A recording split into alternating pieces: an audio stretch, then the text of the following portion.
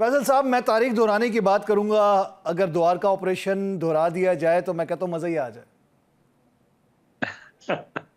मेरा मेरा ख्याल है वो वक्त करीब ही लग रहा है मुझे। हाँ जी, वैसे तो जिस समंदर तरह बहुत। जी गाजी ने जाके ब्लॉकेट किया था उनकी हार्बर को पूरी, और उसके बाद हमारी पूरी ऑल आउट नेवी गई है जो पढ़ाई जाती है इस वक्त वॉर स्ट्रेटेजी के हवाले से तारीख, तो उसमें द्वारका का जिक्र किया जाता है, जी ऑपरेशन बिल्कुल ऐसे ही। द्वारका। जी, तो ऑल आउट बिल्कुल जाके ऐसे ही। द्वारका को उड़ाया था हमने। तो आपको क्या लगता है, जो इनकी बदमाशी है भारतीयों की और उनका एक जोम जो नेवी का है, उसको किस तरह हम तोड़ सकते हैं? उसका उनका जोम हम तोड़ चुके हैं। ओके। उनका जोम हम नेवी का तोड़ चुके हैं। देखिए, उनके जोम में दो चीजें हैं, एक एयरक्राफ्ट कैरियर और एक न्यूक्लियर सबमरीन। सर, न्यूक्लियर ये सबमरीन तो दो दो चीजें हैं। डुबो चुके हैं वो अपनी, और उसके अलावा न्यूक्लियर जो, उसके अलावा आप बात करें एयरक्राफ्ट कैरियर, वो लायबिलिटी बन गया, उसको छुपाते फिरते हैं वो। जी, उसको छुपाते फिर रहे हैं, वो आगे नहीं आ सकता। सबमरीन का हमने पिछले 7 साल में 4 दफा वापस भेज चुके हैं।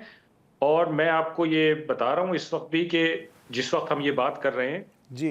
पाकिस्तान नेवी को बिल्कुल अंदाजा है कि उनकी दोनों न्यूक्लियर सबमरीन्स कहाँ हैं।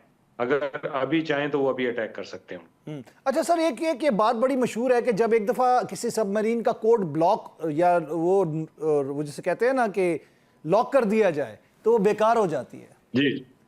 तो इसके पीछे जी, क्या? खास तौर पे अगर उसको उसको एयरक्राफ्ट ने पकड़ लिया है और लॉक कर दिया है, तो फिर सबमरीन के पास कोई रास्ता नहीं है। जितनी देर में वो पानी के अंदर जाएगी, उतनी देर में एयरक्राफ्ट उसको मार के शायद अपने बेस पे वापस भी आ जाएगा। ओके। सबमरीन के पास एयरक्राफ्ट के खिलाफ कोई डिफेंस नहीं है। तो आप क्या समझते हैं कि अभी अगर हम ब्लॉकेट की बात करें, जो वो थ्रेट करता है पाकिस्तान को बाकायदा कि अपनी नेवी से मैं ब्लॉकेट कर दूंगा समंदरों की, तो उसका हमारे पास कोई फॉर्मेशन हमारे पास मौजूद है उसका तोड़? देखिए, उनके पास इतनी कैपेबिलिटी नहीं है कि वो कराची के करीब आके और कराची का ब्लॉकेट कर सकें। वो अगर मतलब 50 की या 60 की दिहाई में रह रहे हैं और समझ रहे हैं कि पाकिस्तान नेवी 50-60 की दिहाई की कैपेबिलिटी के हिसाब से उनके साथ लड़ेगी, तो ये उनकी भूल है। 50 आज 2025 है और 2025 में पाकिस्तान नेवी के पास बिल्कुल ब्रांड न्यू शिप्स हैं, सबमरीन्स हैं, एयरक्राफ्ट हैं, फिर कोस्टल डिफेंस की सारी चीजें हैं, फिर स्पेशल ऑपरेशन फोर्सेस हैं। तो इस वक्त पाकिस्तान नेवी की जितनी इस्तेदाद होनी चाहिए, अल्हम्दुलिल्लाह पाकिस्तान नेवी अपनी उस इस्तेदाद से थोड़ी सी आगे ही है, जी बिल्कुल। ज्यादा ही है उसकी। और मेल्जियम तो जो वो आगे फ्रिगेट हमने इसलिए नहीं है। फ्रिगेट मेल्जियम जो है वो कितना इफेक्टिव है?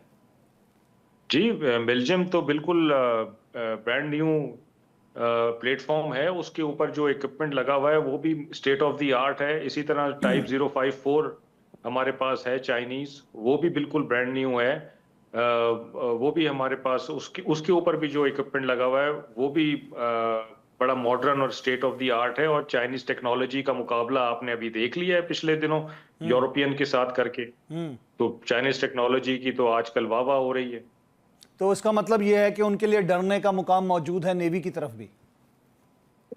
बिल्कुल मौजूद है। और देखिए, इसी वजह से उन्होंने अभी तक कोई ऐसा एडवेंचर किया नहीं है सी पे, क्योंकि उनको पता है कि पाकिस्तान नेवी बिल्कुल मुस्तैद खड़ी हुई है। अच्छा, नेवी का एक और भी आपको पता है ना, आप जानते हैं कि इनहेरेंट कैरेक्टरिस्टिक होता है सारी नेवीज का। जी। वो ये होता है कि नेवी को पीस टाइम कोई मतलब सेकंड्स नहीं लगते, क्योंकि वो ऑलरेडी जब सी पे होते हैं प्लेटफॉर्म्स, तो वो ऑलरेडी सी टाइम वॉर टाइम डिप्लॉयमेंट की तरह की होते हैं। वो अपना सारा कुछ लेके जाते हैं और वो तैयार होते हैं। तो उनको सिर्फ एक दिमाग में ये सोचना होता है कि जी अब ये पीस टाइम खत्म हो गया, हम वॉर टाइम में आ गए। फिर it is a matter of seconds. तो ये जब से 22 अप्रैल हुआ, जी सर। और ये क्योंकि 22 अप्रैल वाला पहलगाम वाला इंसिडेंट कोई तीसरी दफा हो रहा है हमारी लाइफ में, मतलब हमारी होशमंद लाइफ में, तो हमारी सारी फोर्स को ये अंदाजा था कि ये अब आगे किस तरह से चलेगा, क्योंकि ये स्क्रिप्ट तो वही है जो पुराना है। तो सब उनको पता था कि अगले दिन क्या होगा, उससे अगले दिन क्या होगा, उससे अगले दिन क्या होगा। तो 22 अप्रैल से पाकिस्तान नेवी अपनी बिल्कुल फुल पोटेंशियल पे वॉर डिप्लॉयमेंट पे काम कर रही है।